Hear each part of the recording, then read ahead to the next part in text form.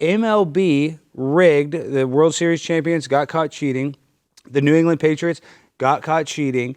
The Tim Donaghy, NBA ref, got caught cheating, rigging basketball games. So let's play SOT number 6. This is from Dexter Jackson. He was the Super Bowl MVP of the 2002 Super Bowl of the Tampa Bay Buccaneers versus the Oakland Raiders. Let's hear what he had to say when asked about if the NFL is rigged.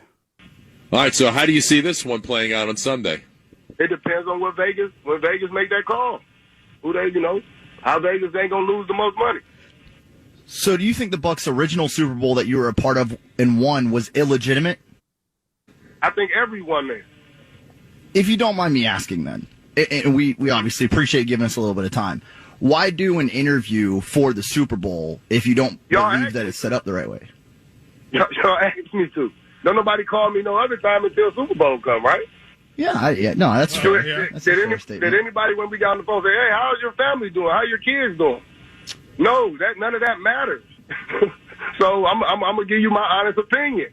And I appreciate that. We do. We do. I mean, that is our job, though, is to talk sports. I mean, it's not personal. So what is your honest... job to be real. We understand that. So what is your honest opinion of Tom Brady being in 10 Super Bowls? Good luck. A lot of luck, Okay. So the reason you guys won the Super Bowl wasn't because of your outstanding defense. It was because that's the way it was predetermined? That's what you're Well, I mean, if our defense was so outstanding, why we couldn't beat the Saints that year? Saints beat us twice. So why did the Oakland Raiders say, we're going to go in with the Saints game plan? Because they had Deuce McCall, they ran the ball down our throat. Why didn't they come in and say, we're going to do the same thing? All right, D. Now there's no more one to talk. Well, we don't know what else to say. So that's Super Bowl MVP Dexter Jackson, and that's a short clip of a much longer interview where he talks about how they knew the plays and how it was fake. So what do you think about this growing up? Your dad's in the Hall of Fame. Do you think potentially that maybe the NFL is rigging it against the Cowboys right now? Maybe they don't like Jerry Jones for something? Shit. Wait. You think my dad's rings are rigged? Maybe. Not that he rigged it, but that the refs didn't. That maybe they wanted AP. It is America's team. Yeah, it could have been any. I don't know. I mean, shit. If it's America's team, he's got to get it together. I know, but that's what I'm saying. The refs could have helped him. Yes, your together. dad's 3 rings potentially. I'm not saying he wasn't a Hall of Fame player, one of the greatest Dallas Cowboys of all time, obviously. But my point is, very easily the refs could have helped him. And dude, this is the thing. This is true about the Dallas Cowboys. The Dallas Cowboys, they had instant replay, then they took instant replay away, then they brought it back in about the early 2000s. One of the reasons they got rid of instant replay is the Dallas Cowboys didn't like it because the Dallas Cowboys got so many calls. They didn't like instant replay because they would have less calls turned over.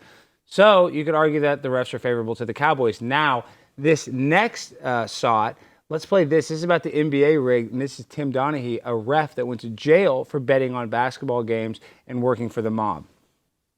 The final piece of the puzzle that raises suspicions of rigging in the NBA is tied to the disgraced referee I mentioned earlier, Tim Donaghy. This individual, who was convicted of felony charges, confessed to betting on NBA games he officiated between 2004 and 2007. His actions went unnoticed until the FBI busted him, but not before millions of dollars were won from betting. Since this scandal, no other referees have been publicly investigated. However, the current landscape of online sports betting through platforms such as DraftKings and FanDuel presents very strong incentives for referees to manipulate games.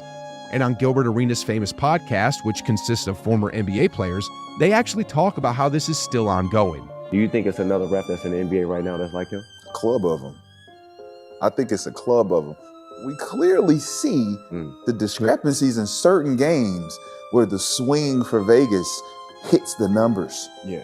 These are elements that bookies know about, gamblers know about. Yeah. Hey, man, this is a game we need Luka out. He gets 2 technicals before halftime. Elijah, what do you think about that pro sports could potentially just be sports entertainment? It's all rigged. I seen that. That was on Netflix, right? Yeah. I seen that shit on Netflix. But yeah, I mean, rigged in the way of like the refs rigging it, or rigged in the way of it being like a script? Because I've heard both ways. Well, they say script. Well, it's funny you bring that up. Now, let's play full screen number 2. This is Taylor Swift and Travis Kelce. Now, what are the chances that the world's most famous woman ends up dating Travis Kelce, and the Kansas City Chiefs weren't even the best team statistically that year. They're obviously a good team. Patrick Mahomes is obviously the best player in the league, you could say. But nobody expected them to win the Super Bowl again. But, of course, Travis Kelce's dating the most famous woman. They go all the way. And there's a lot of weird stuff when it comes to numerology and gematria. Taylor Swift's favorite number is 13. She's, written albums about it. She talks about it. She has this whole, all this 13 lore. And you look at the teams that played, the San Francisco 49ers, 4 plus 9 equals 13. Super Bowl 58, 5 plus 8 equals 13.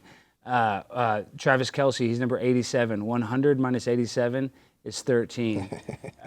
There's another one. There's a bunch of other weird symbology of the 13.